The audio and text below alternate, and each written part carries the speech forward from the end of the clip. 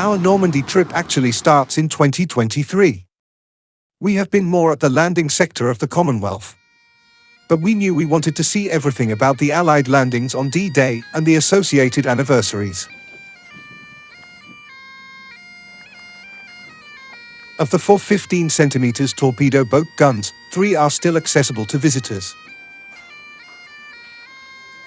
3 of the Type M272 bunkers are still intact even after intensive fighting on June 1944.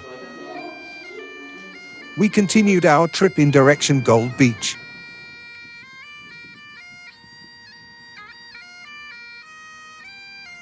This memorial records the names of 22,442 brave servicemen and women from more than 30 countries under British command during the Battle of Normandy. All names are engraved on the columns of the monument. Robert Johns is one of the youngest mentioned victims of the memorial. He was 16 years old. A very touching and heartbreaking place above Gold Beach. There are so many interesting places to visit that you probably need 3 to 4 weeks to really see everything. Major Howard and his 6th Airborne Division achieved a true heroic story at the very east end of the landing sections. The first glider landed an incredible 50 meters from the bridge. And Café Gondry is considered to be the first building liberated on D-Day. George and Therese Gondry buried dozens of bottles of champagne in the garden so that they would not fall into the possession of the German occupiers. The bottles were given to their British liberators after June 6. The original bridge from 1944 is now in the museum, and the traces of the fighting of that time is still visible. Now back to 2024, we have arrived in Saint-Mere-Église and moving into our first quarters.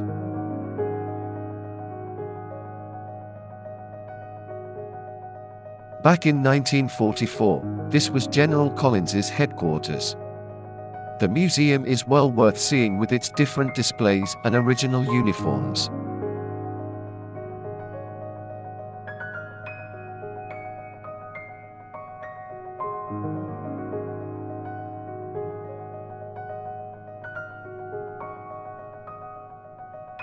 In 2024 it was also the headquarters for the Pattern Drivers, an extraordinary club that meets regularly to preserve such vehicles. Different generations of military vehicles of all outfits meet everywhere in Normandy.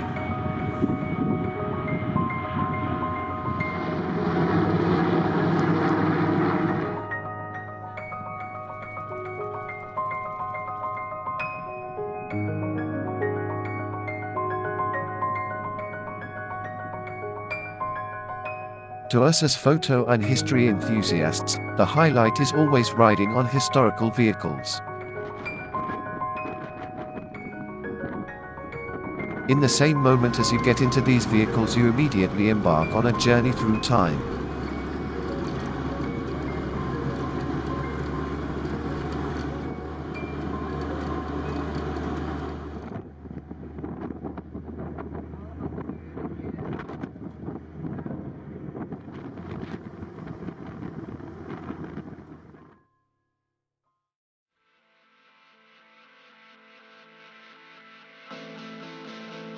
Saint-Mere-Église was the main drop zone of the 82nd American Airborne in 1944. Very special exhibitions take place in Saint-Mere-Église every 5 years as part of the Anniversaries.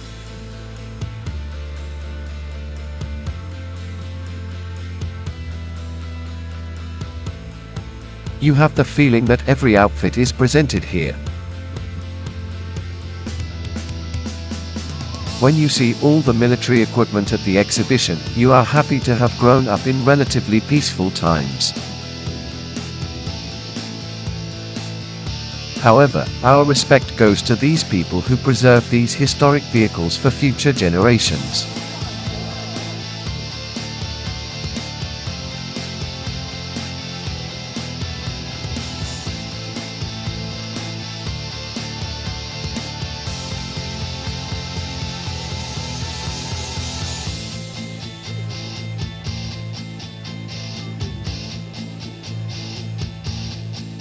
There are some temporary exhibitions like this along the landing zones.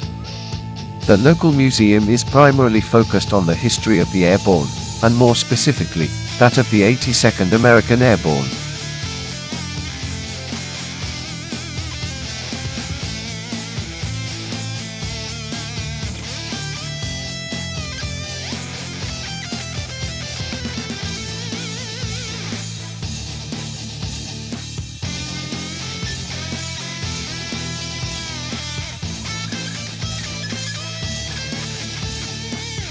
In books and museums, we learned of the fierce fighting in the Bogage.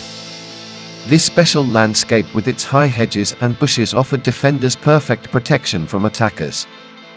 You can clearly see what this means when you drive through the Normandy landscape. And there is another thing that should not be forgotten. The occupiers had been working on their so-called Atlantic Wall since 1942. There were massive bunker facilities along the coastline.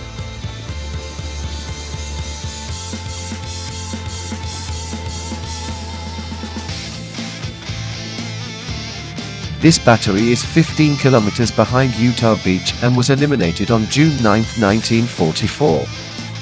In total it consists of 4 casemates and was manned by 170 soldiers from the Coastal Artillery Regiment No. 1261. There are lots of encounters with other historic vehicles from that time on the streets.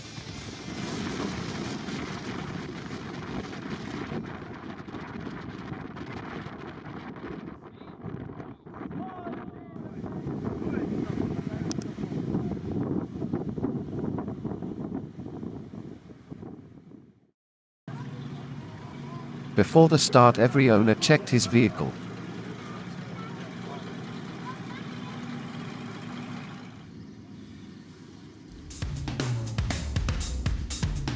As soon as we sit up, we forget about everyday's life and are completely focused on what is to come.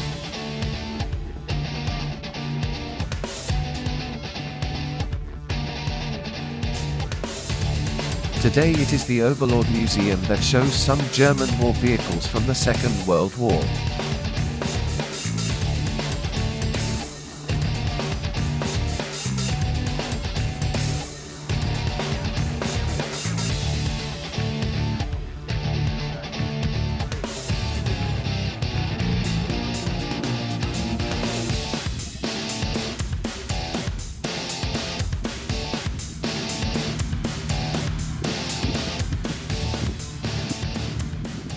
With all the fascination that may come from the history itself and the numerous vehicles. One thing must never be forgotten. There were so many young lives that were wiped out here. On Omaha Beach, the estimated number of deaths is over 2,500.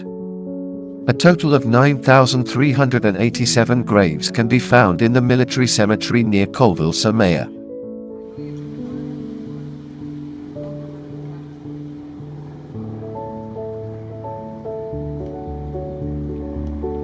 After a visit like this, you are always at a loss for words because of the incredible size of everything and the incredible number of victims.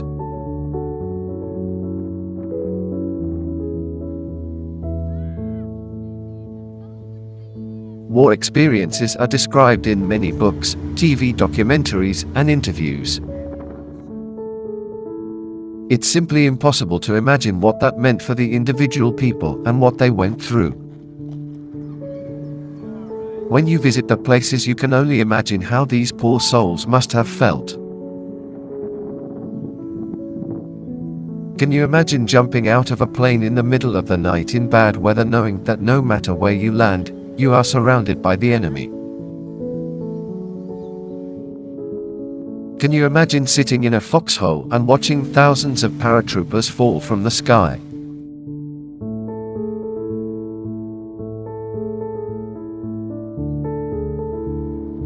Can you imagine sitting in a landing ship and driving towards fortified defensive positions? Can you imagine sitting in a bunker and seeing the largest armada the history of the world has ever seen coming towards me? No matter which perspective you choose, goosebumps are guaranteed.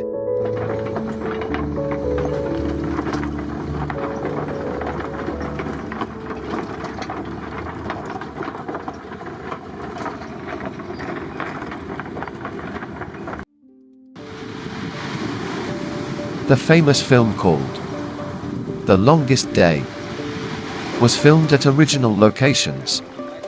Some can still be recognized. Like this house, where at the beginning of the film the actor Godfroebe rides past a house on a donkey.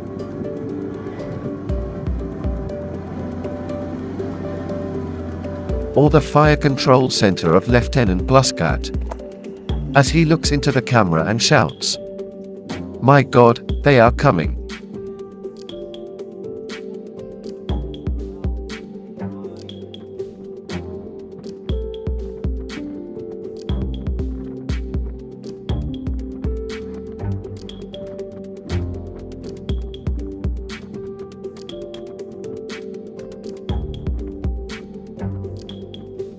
It is clear that Normandy is beautiful and is not stingy with varied cuisine and great culture.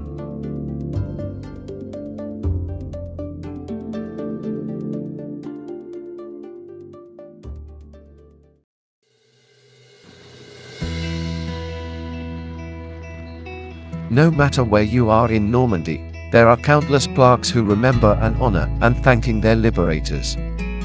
On the beaches, but also in the hinterland.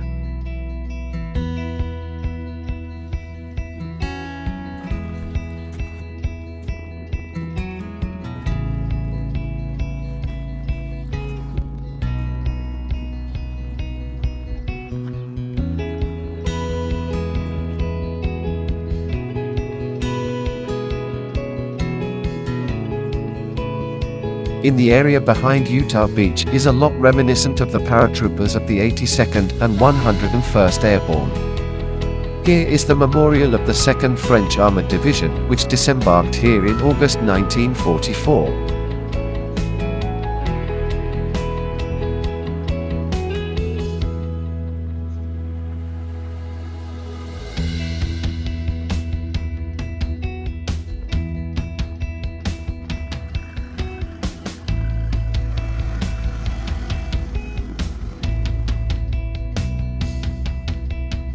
Fans of the TV miniseries Band of Brothers can discover a lot here in the northwestern region called Monchi. For example, the Leadership Monument of Major Winters, or the memorial plaque of all the soldiers who lost their lives in the Normandy mission in Brécourt-Manua.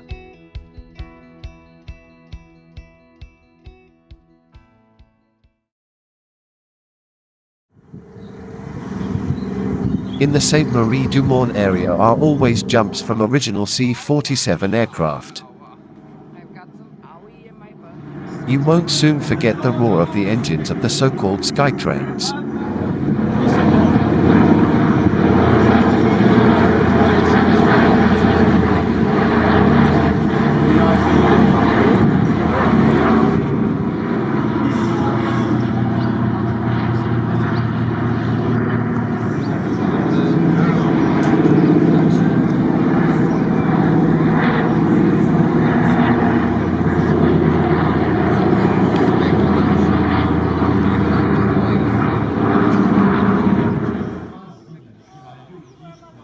Well, we hope he got well out of here.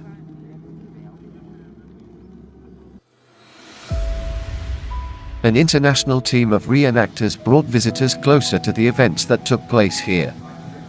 The Chateau Columbia was the first field hospital of the 101st Airborne and was bombed and partially destroyed on June 9th.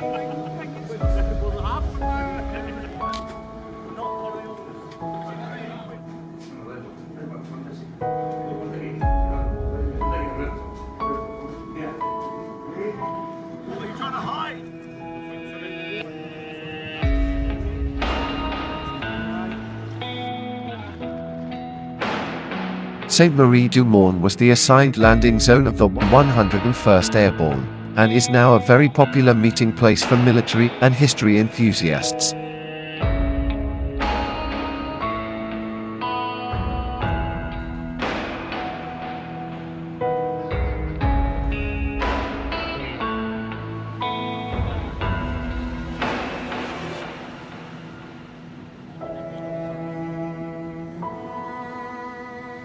The beautiful church can be seen from afar, and when you go inside you can still see silent witnesses to the hard fighting that took place here.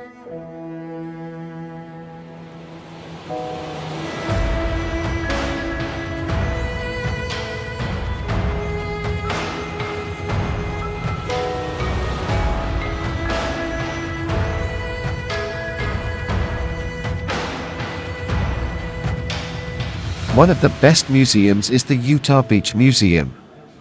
It has great and interesting exhibits, and you can not only see the historical elements but also look out the windows at Utah Beach itself.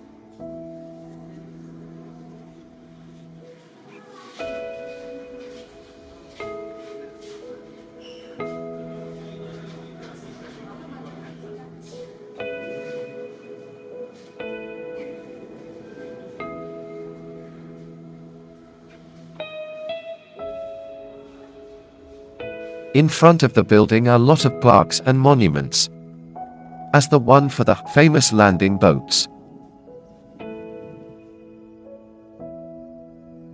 The estimate of the number of or fully pronounced landing craft vehicle personnel is approximately 20,000 units.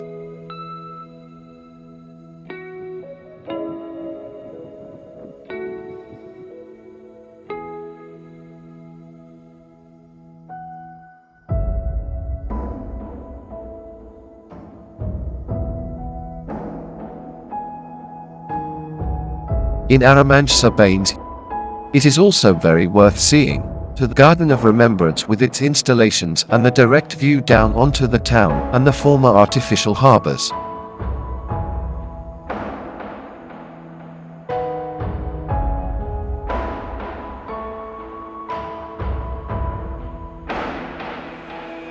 In Erinnerns, you can see the impressive remains of the mulberry.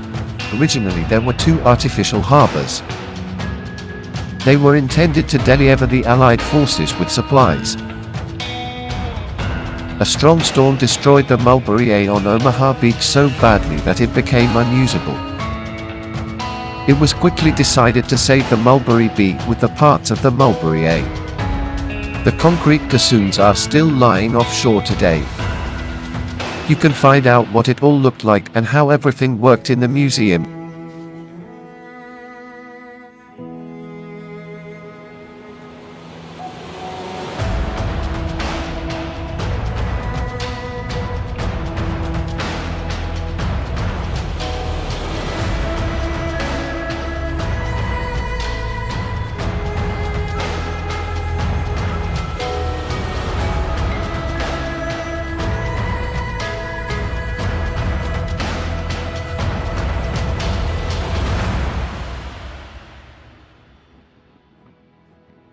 I always wondered how the Normandy hinterland could be flooded to make it difficult or impossible for paratroopers to land on French soil.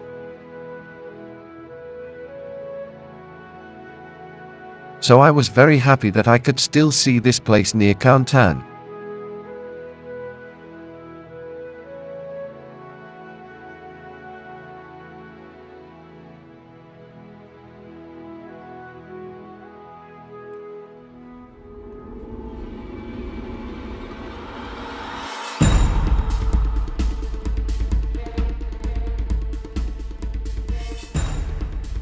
Those were a few days in which we visited historical places. Now June 6th had come and thousands of people appeared on the beaches.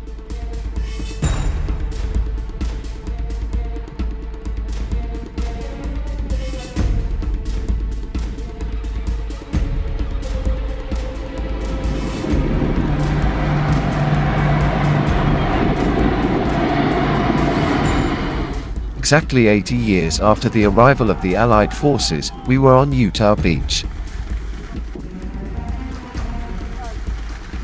Reenactors and current military events provide a show worth seeing for young and old.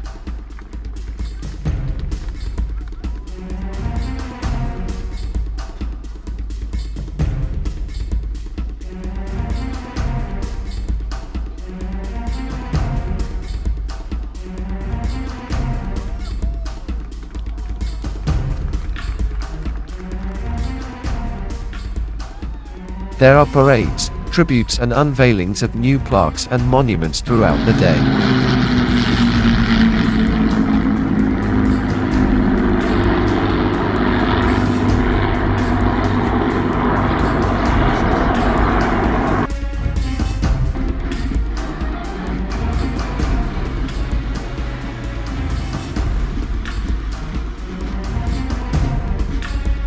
Whatever takes place and however you want to feel about it all. Meeting veterans is simply the highlight. It is impressive, fascinating, but also overwhelming and moving. When we got to the road, you know, they come around and they were trying to